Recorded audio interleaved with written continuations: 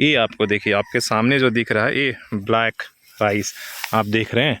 ये देखिए आजकल ब्लैक राइस का बड़ा एक तरीके से फैशन है, लेकिन आप समझिए कि एक समय हम ब्लैक राइस को ख़राब मानते थे और ये देखिए आपके सामने ही ब्लैक राइस आजकल अमेज़ॉन और तमाम चीज़ों पर जो है 200-250 रुपये किलो बिक रहा है। देख रहे हैं जैसे जैसे पक रहा है ये ब्लैक होते जा रहा है और इसके अंदर जो अनाज है वो भी जो है ब्लैक टाइप का निकलेगा। नमस्कार जोहार, और आप देख रहे हैं झारखंड का गाँव है और लहलहाते हुए धान के बलिया। ये देखिए धान की फसल एक तरीके से तैयार हो गया। जब शहरों में हम रहते हैं तो इन चीज़ों से वंचित हो जाते हैं, और यहाँ ये देखिए कि किस तरीके से धान के बाल में अब जो है एक तरीके से लहलहा रहा। तो एक खुशी जब गांव में हम आते हैं तभी देखने को मिलता है कि भाई यहाँ झारखंड में भी धान की खेती होती है, और आपको जहाँ तक ये नज़र जाएगी वहाँ तक धान की खेती और सामने पहाड़। ये जो इलाका है आपका कुल्हान का इलाका है, चाईबासा और चकधरपुर का इलाका है जहाँ धान की खेती होती है। और यहाँ पर आपको ये लहलाती हुई फसल को देखकर लगता है कि हमारे यहाँ किसान जो है कितना यहाँ पर मेहनत करते हैं। और एक चीज़ और हम आपको दिखाने के लिए आए हैं, ये आपको देखिए आपके सामने जो दिख रहा है ये ब्लैक राइस आप देख रहे हैं।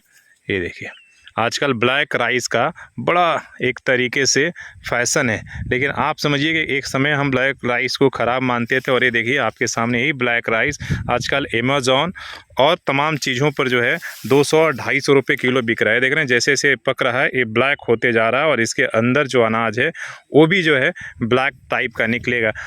हालांकि इसे हम तो ये आपको ब्लैक राइस हम आपको दिखा रहे हैं आपके धान के बलिया। ये देखिए आप दिख रहा होगा ये ब्लैक राइस है इस तरीके से। तो देखिए धान की फसल और कुछ ही दिनों में जैसे ये नवंबर बीतेगा इसके बाद यहाँ धान की कटाई शुरू हो जाएगी, फिर गेहूं की रुपाई होगी, इस तमाम का रबी फसलों का। तो ये है आपका झारखंड, जहां आप झारखंड में केवल माइनिंग और ये नहीं बल्कि यहाँ खेती भी यहाँ के जो किसान हैं खूब करते हैं, और इसका ये उदाहरण हम आपको दिखा रहे हैं। तो आप बताइएगा कैसा लगा, इसलिए कि जब हमारे देश के किसान खुशहाल रहते हैं और जब इस तरीके से 3 महीने की मेहनत के बाद जब धान खिलता है, जब ये धान की बलिया निकलती है और इसमें अनाज पड़ जाता है जैसे आप देख रहे हैं, इसके बाद जो खुशी है वो 4 गुना हो जाता है। तो हमें ये धान का खेत देखकर अपने बचपन के दिनों में जब हम लोग गाँव में रहते हैं और उस तरीके से धान की खेती होती थी वो यादें आई, और किस तरीके से जहाँ तक नज़र जा रही है वहाँ धान ही धान दिख रहा है, सामने सुंदर सा पहाड़।